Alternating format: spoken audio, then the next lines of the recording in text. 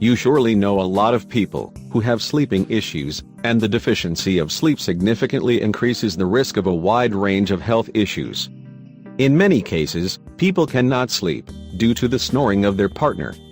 Yet, you should know that snoring is mainly caused by excess mucus.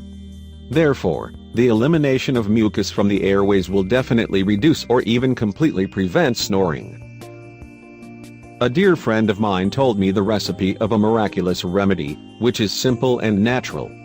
It should be regularly consumed before going to sleep, and it removes mucus, and thus reduces snoring.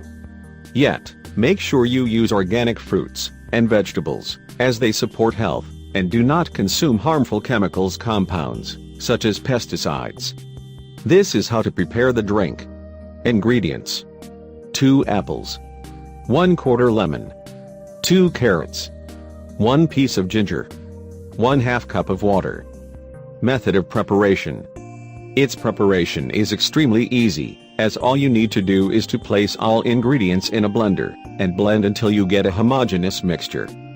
How to use.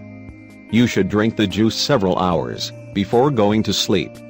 Moreover, you should avoid the following foods and drinks, as they may worsen the condition. Processed foods and drinks.